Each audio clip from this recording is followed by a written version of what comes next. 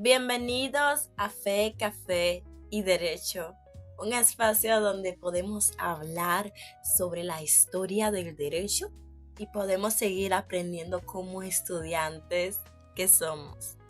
Primeramente dándole las gracias a Dios que nos ha entregado tanto conocimiento para poder estudiar este tema, muy intenso por cierto.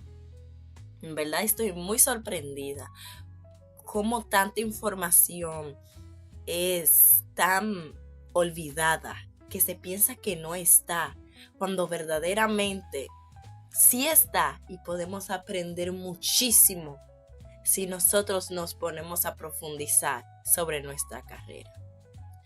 El tema de hoy es un tema bastante importante. Como dije en el podcast anterior, que vamos a estudiar sobre la historia del derecho. Precisamente en este video vamos a tocar la prehistoria. Lo primero que hay que entender es que la prehistoria significa literalmente antes de la historia. También se le llama historia preliteraria, es decir, la historia antes de la invención de la escritura. Con esto ya podemos identificar que todo lo que vamos a decir a continuación fue antes de las civilizaciones, antes de que se pudiera crear la escritura. Por cierto, el café de hoy es dominicano. Siento que le da un gusto a esto al inicio de la historia del derecho. Y al ser tan intenso y tan con un olor bastante rico, siento que también esta fuente, la prehistoria, el derecho en la prehistoria, creo que es la cuna de todo. Así que espero que puedan disfrutar el café y continuemos.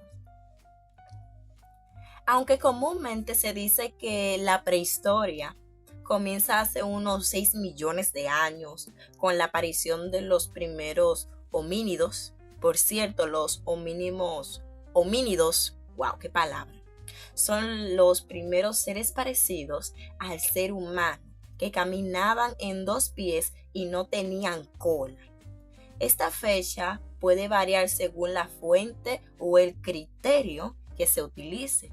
Algunos ubican su inicio hace unos 2.5 millones de años, cuando aparecen las primeras herramientas de piedra. Otros incluso antes, con los primeros primates bípedos.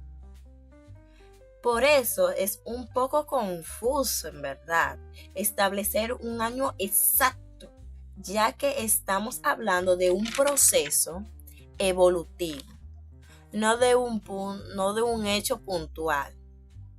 Lo cierto es que la prehistoria abarca desde ese origen humano hasta la invención de la escritura alrededor del año 3300 a.C.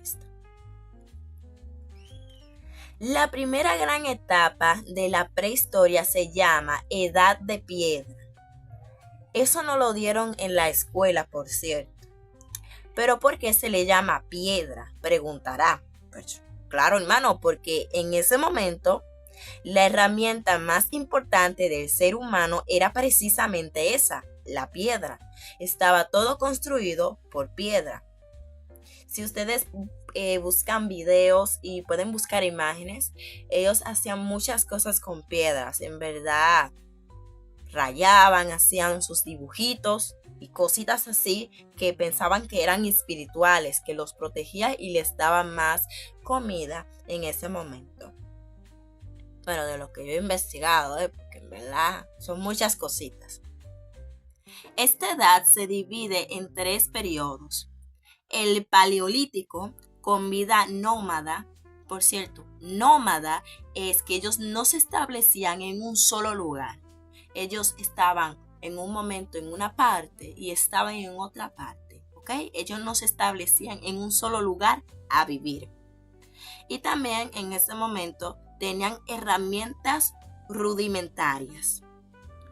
El segundo periodo es el mesolítico, una etapa de transición con cambios y avances con las herramientas y las armas de piedra.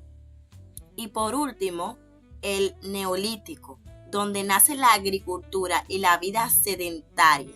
Cuando se habla de sedentaria, es que por fin pudieron establecerse en un solo lugar gracias a la agricultura y la cacería de la zona. Ahora pasamos a otra etapa, a otra edad de la prehistoria, que se llama la edad de los metales. Es la edad que le sigue a la edad de piedra en la prehistoria. En esa etapa fue el descubrimiento y uso de los metales para fabricar herramientas, armas y utensilios, lo que trajo grandes avances económicos y sociales. Esta edad se divide en 3 periodos también. El primero es la edad del cobre, donde surge la metalurgia. Por cierto, la metalurgia es el arte de convertir el metal en herramientas u objetos útiles. Luego le sigue la edad del bronce. Aquí ya tienen sus armas más potenciadas y sociedades más desarrolladas. Y finalmente, la edad de hierro, donde el dominio del hierro transformó completamente el avance, el poder y la organización social. Entonces aquí nos bebemos un cafecito después de mucha información y nos tomamos el cafecito.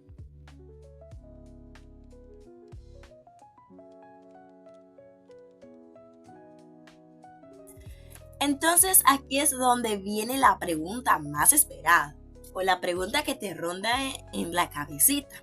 ¿Y qué me sirve esto en derecho? ¿De qué me sirve saber cómo vivían esas personas en la prehistoria si yo estoy estudiando derecho?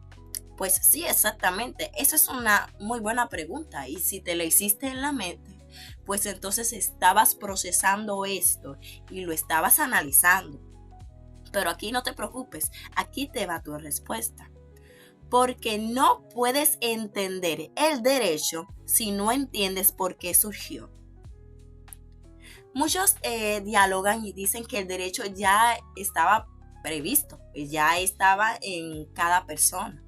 Pero hay algo muy diferente en que está y se explota. Esto es algo muy diferente. ¿Cómo se fue desarrollando? Y precisamente en estas edades fue que se fue desarrollando. Te explico. La prehistoria no conoce el derecho como sistemas, ni las leyes escritas, ni códigos como los actuales. Recuerden que estamos hablando de tiempos de la prehistoria preliteraria, o sea, antes de la invención de la escritura. Aquí no había escritura, aquí no había personas que podían escribir. Entonces, ¿qué pasa? Entonces, ¿de qué derecho me estás hablando, Gileska? Pues fíjate, sí existía un derecho. Ellos sí reconocían uno. Derecho natural. Aunque ellos no lo llamaban así de esa manera, pero lo reconocían como un instinto. Y déjame decirte que eso es un derecho natural. Entonces, ¿qué es el derecho natural? El derecho natural es ese conjunto de principios que no necesita estar escrito para ser comprendido como justo o injusto. Surge de la naturaleza humana, la idea de lo correcto, de lo que se debe de hacer, de lo que no se debe de hacer, simplemente porque responde a nuestra esencia racional, emocional y social. En la prehistoria podemos ver esto claramente, como por ejemplo los entierros cuidadosos. Las personas enterraban a los muertos y esto era un respeto a la vida, derecho de vida, y también respetaban el derecho a la muerte. O sea, como que me volteé, perdón. Cuando ellos enterraban a la persona cuidadosamente, ellos le daban respeto a su cuerpo. Respeto de enterrarlo cuidadosamente, no bótalo por ahí. Y también podemos ver las distribuciones de los alimentos. Si uno cazaba un animal, lo compartía con el grupo. No estaba escrito, pero sabían que acapar era injusto y también que cooperar aseguraba la supervivencia. También podemos ver el cuidado de los niños. Aunque no existía el derecho del niño, proteger a los pequeños era un principio natural para ellos, porque aseguraba tanto el cuidado del grupo cuando crecieran y también el respeto a la palabra del anciano o cabecilla. Y podemos ver muchos más ejemplos de estas personas que practicaban el derecho natural sin darse cuenta. Aunque no existía la teoría, la práctica del derecho natural sí estaba presente. Ellos actuaban por instinto, por costumbre, por necesidad colectiva, pero detrás de todo se escondía la lógica que luego Aristóteles, Santo Tomás o Grocio iban a formalizar como ius naturalismo. Y te tengo que decir que ius naturalismo es algo de derecho, es oficialmente un tema de derecho que tienes que saber. Pero si no sabes cómo surgió y cómo se desarrolla estos términos, pues déjame decirte que no se hace nada, manito mío. Hay que aprender a estudiar a profundidad. En otras palabras, el derecho natural nace cuando el ser humano empieza a entender lo justo, incluso sin saber explicarlo. Y eso ocurrió desde el mismo momento en que el hombre convivió con otros y necesitó o sigue necesitando para no destruirse entre sí. ¿Te gustó esta visión del derecho? ¿Estás de acuerdo o ves otra perspectiva? Cuéntame en los comentarios, por favor. Soy Gileska, estudiante de Derecho igual que tú, y esto fue una forma diferente de entender lo que realmente estamos estudiando. En el próximo capítulo vamos a escuchar sobre la historia antigua, donde comienzan las civilizaciones y, por supuesto, la escritura. Y recuerda, entre códigos y convicciones, que tu fe sea tu mejor argumento. Nos escuchamos en el próximo café.